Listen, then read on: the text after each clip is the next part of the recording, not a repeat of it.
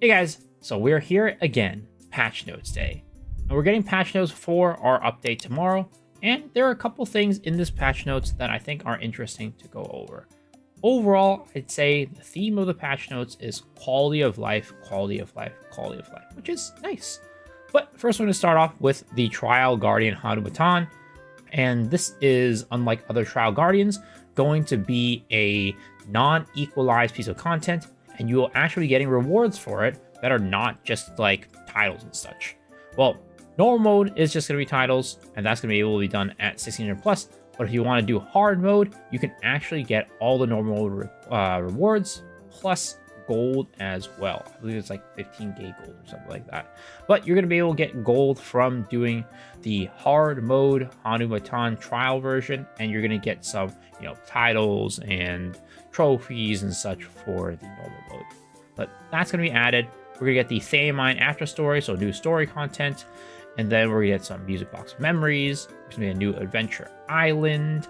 But overall, in terms of like actual content, it's not like a huge amount. Of course, we're going to get our new skins.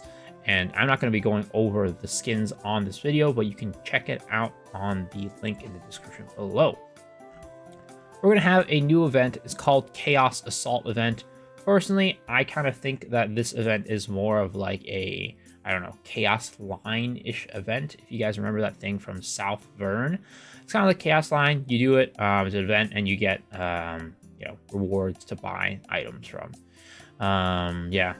Unfortunately, I don't think, if I remember correctly, when in my time in Korea, I don't think you get the rewards from Chaos Dungeons. You kind of do need to do this event to be able to get the rewards.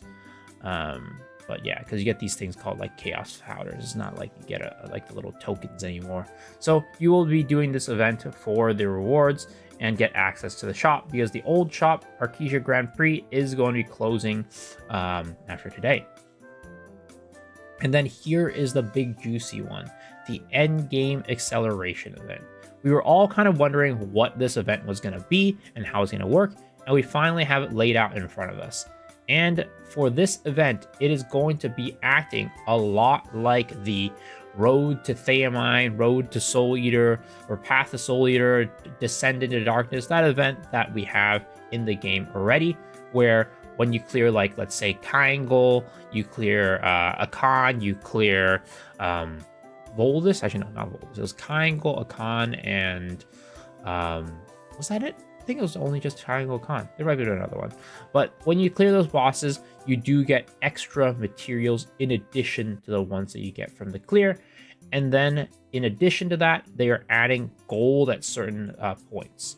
So for Ivory Tower, we're going to be getting the potent elixirs, which are the silver ones. So you're going to get them for normal mode and hard mode.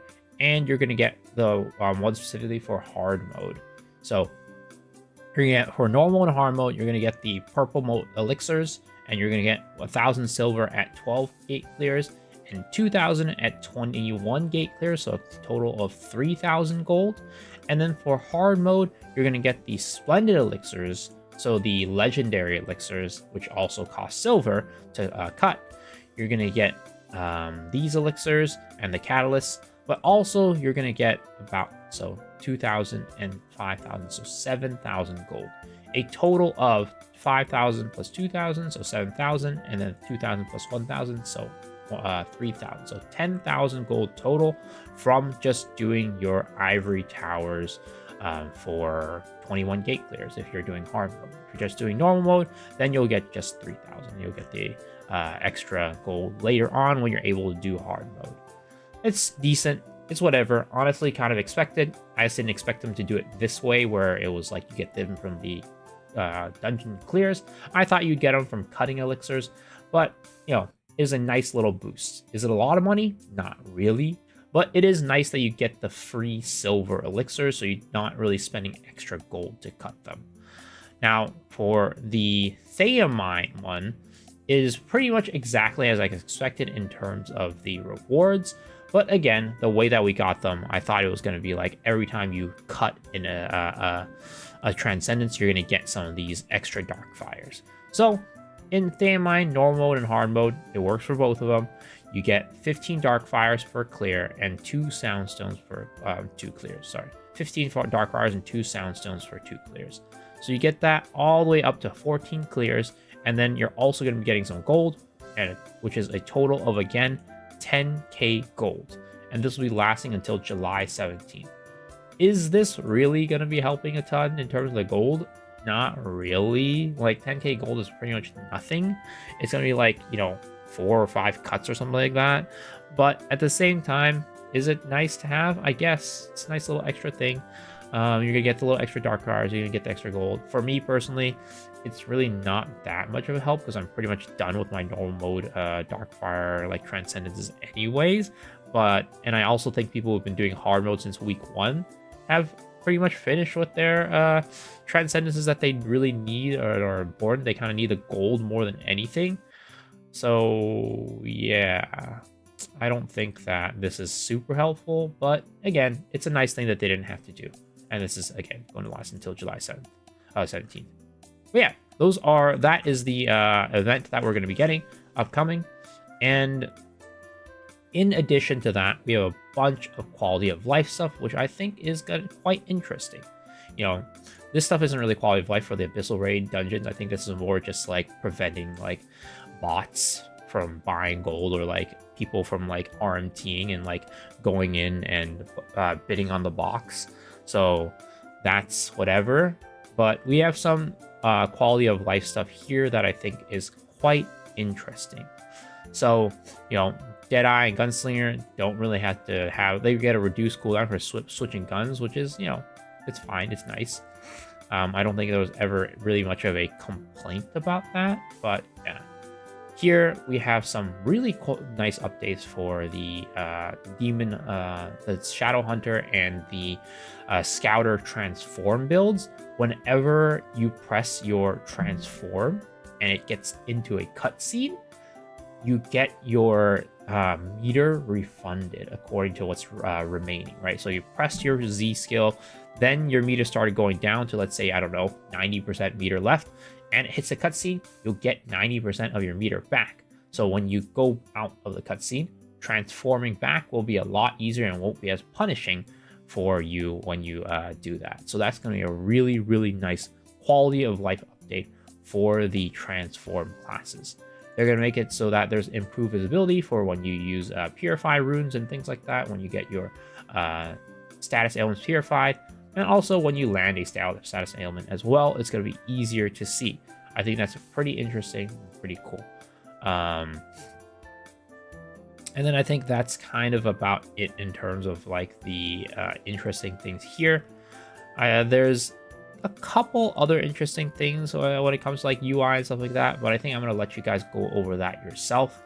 And there's stronghold updates as well, more quality of life. I don't really do stronghold stuff, so you guys can read that as well. And we have new hairstyles. So if you are interested in any of these hairstyles, you can go ahead and create a new character or change your hair into one of these. And then there's some nice quality of life for items as well. Again, nothing really like, I don't know, groundbreaking, at least in my opinion. So I'm not going to go over that. We have some changes to Rapport, Keisha Tour, and then we have a change to MVP system. So, now MVP is only going to count the boss tier and higher, which I think is interesting because before, I guess it didn't. It counted some of the lower tiered mobs as well. And then they're going to be adding some new medals. So cool stuff, right? Going down further, we have some changes to Chaos Gate, talking about how you can't really inflict damage to boss monsters when it initially spawns, which I don't know. I think that's kind of like not a good thing, because like it's similar to, how the world boss, you can't like hit the boss when it first comes out. I just hope that's not going to be like, what is it, like 9 seconds or something like that when that happens. We'll have to see. But yeah, that's some more like quality of life stuff. And also lastly, here you get a nice quality of life update for skins in the cash shop. If you hover over a skin in the cash shop, you can actually now see if you can dye it, which is great. There have been so many situations where I'm like, can I dye the skin? I don't know. We'll have to buy to find out, right? So that's going to be a nice quality of life update as well for anybody who buys skins. So there it is, guys. Those are the updates, mostly the quality of life, but I think the big meaty thing was this kind of like Elixir and Darkfire update, which I think is a welcome, nice event, but is it really going to help all that much in the grand scheme of things? Probably not, unfortunately. It will be a slight help, but is it going to be game-changing, groundbreaking? Probably not.